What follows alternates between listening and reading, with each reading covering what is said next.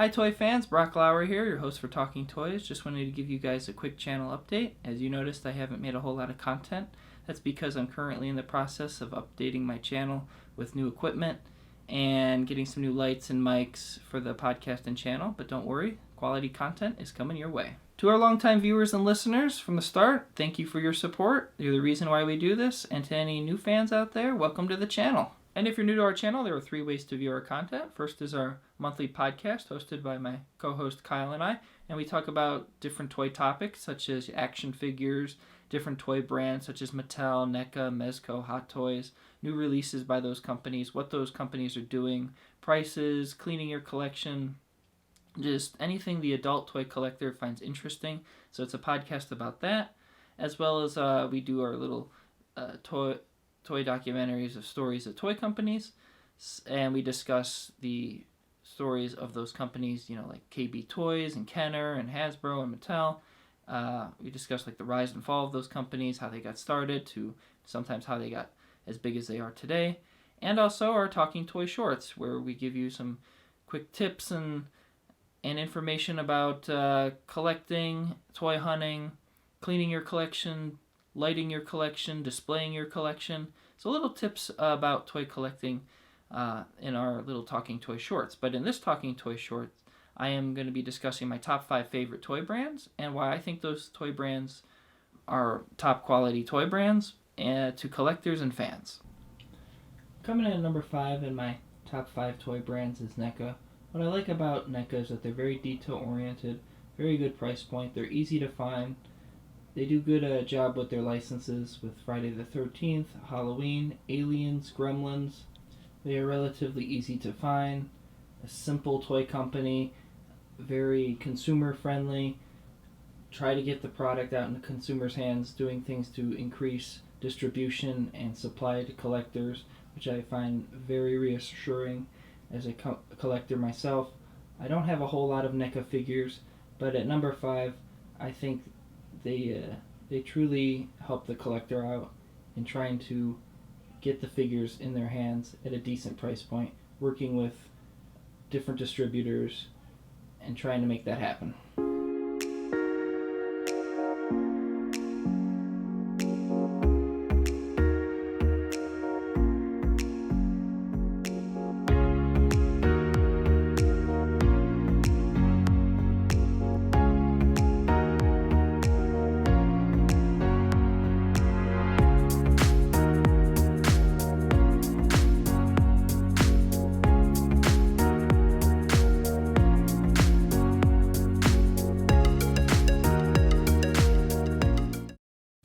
Coming in at number 4 on my list is Mezco's 1/12 6-inch figures.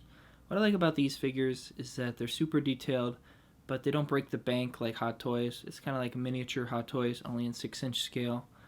They do have a lot of similarities. They have cloth capes with bendy wires, effects. They're super detailed, and they also give us classic looks to the characters.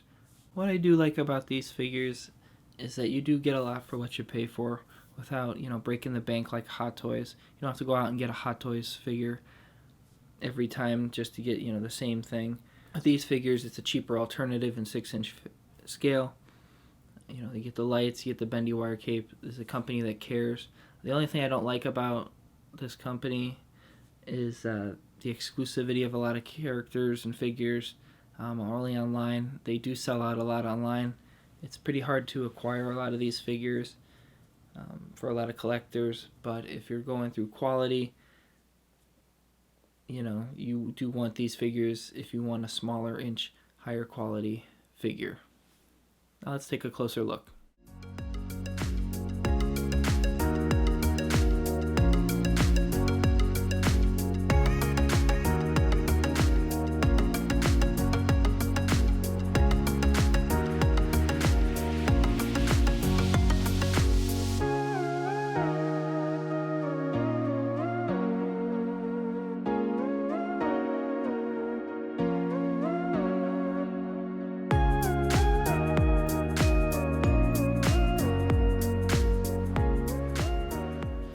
Number 3 on my list is Hot Toys. If you're looking for pristine, top-of-the-line quality in the action figure market, it would be Hot Toys. due to the fact of pinpoint accuracy of character likeness, costume likeness, and detail.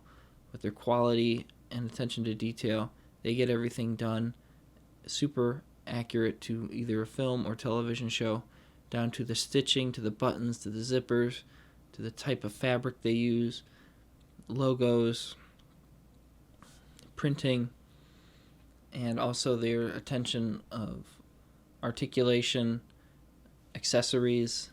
As you can see on Spider-Man from Spider-Man Homecoming on the left, he comes with headphones, a backpack, and multiple web shooters. Captain America on your right from Captain America Civil War, multiple hands, his shield, and came with a crossbones helmet.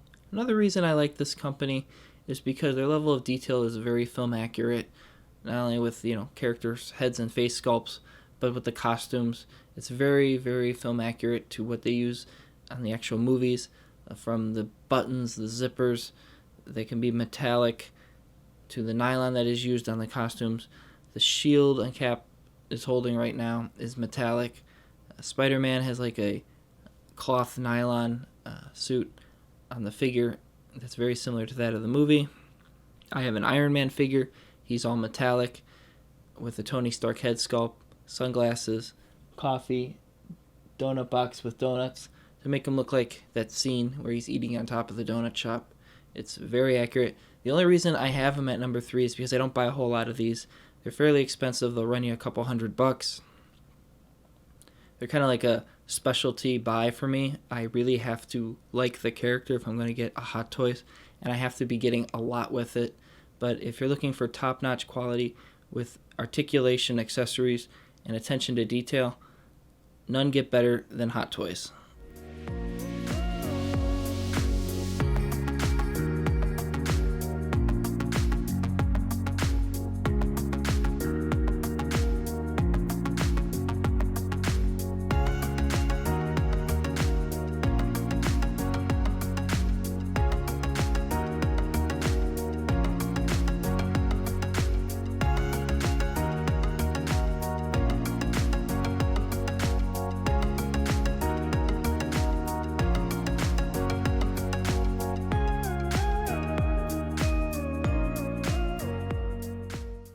Coming in at number 2 on my list of top 5 toy brands is Hasbro. Hasbro is responsible for the Marvel Legends line and the Star Wars Black Series line. Both are the most collected 6-inch figures in my collection, as well as the most in-demand figures on the action figure market today. What I do like about them is they're used to improve as time has gone by the past couple years with articulation, paint apps, face sculpts, costumes, the use of cloth capes, cloth robes, and character expansion, making characters that are less well known in these universes and making action figures of them. And for example, what I like about the Marvel Legends line is the fact that they use 2 packs to get lesser known characters. I have 3 packs in case you want to get a obscure character from a movie. They also make deluxe now, they've recently made the deluxe Black Widow with a stand, blast effects, and multiple weapons and accessories. They've totally expanded on the use of accessories on certain figures, articulation, character likeness, certain characters in different costumes, totally taking the market from comic book to movie at a very accelerated pace. And also turning to the Star Wars Black Series, as you can see on your right, Princess Leia has a cloth cape. It's not too tight, not too loose. It fits on the figure perfectly as well. And then you have Yoda with his extra accessories as well. He has his cane, his snake, and his lightsaber. You do get a lot for what you pay for on a regular Star Wars 6-inch action figure. Now to express my concerns about Hasbro. I know it was a bit of a shocker I had them at number 2 due to the popular lines of Marvel Legends and Star Wars Black Series. But starting off with Marvel Legends, they do release a lot of product per year through various retailers and e-tailers such as Amazon, Walmart, Target. And though they have more distributors, these distributors don't have a lot of the lines, exclusives in stock due to high demand. So I think they really need to step it up.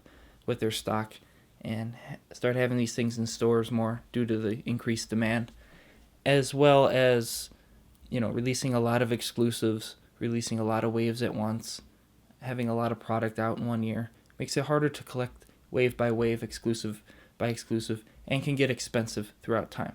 Another issue I have with Marvel Legends is that they will base a lot of their movie figures off concept art, making the figure only to have another figure made a couple months down the road.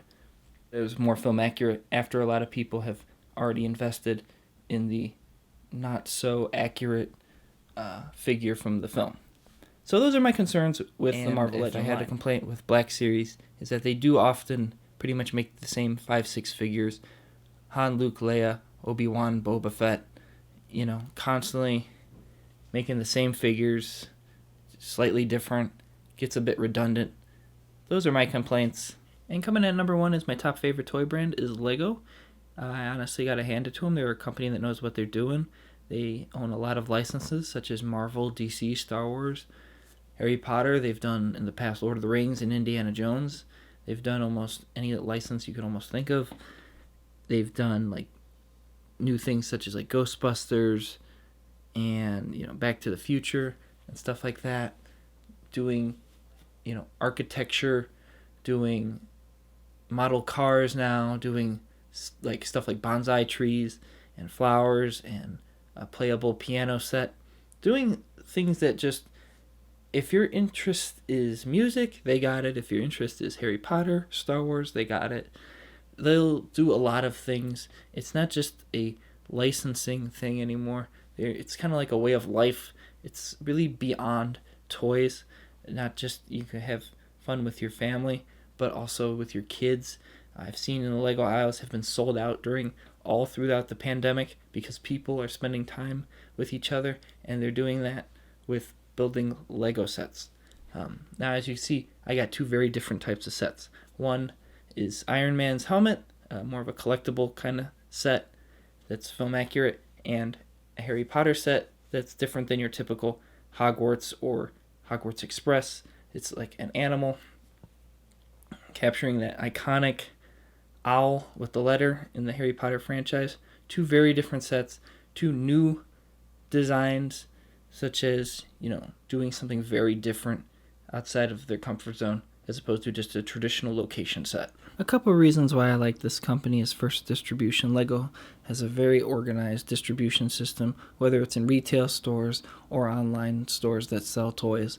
They're regularly restocked. Even if there's sets that are highly in demand or exclusives, you could easily find them at any Lego store or retail space because they do regularly restock them. You don't have to wait very long for a Lego set to be restocked. However, this year is a little bit different due to the pandemic. A lot of Legos are in demand now due to people staying at home with their families and their kids doing Lego projects, building sets. I think it's great for kids to have that activity, especially in a virtual world where you can teach them to build with their hands and follow directions.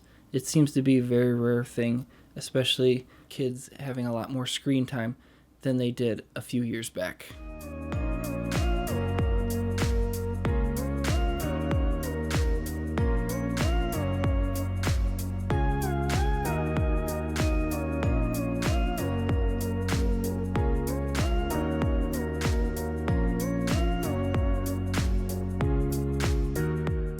Thank you for watching this episode of Talking Toy Shorts. I hope you enjoyed it. Make sure to find us on Facebook under Talking Toys for any news and updates, and on YouTube under the Talking Toys podcast channel for all our content. Make sure to like, comment, share, and subscribe. I'm Brock Lauer, and when you see it, buy it.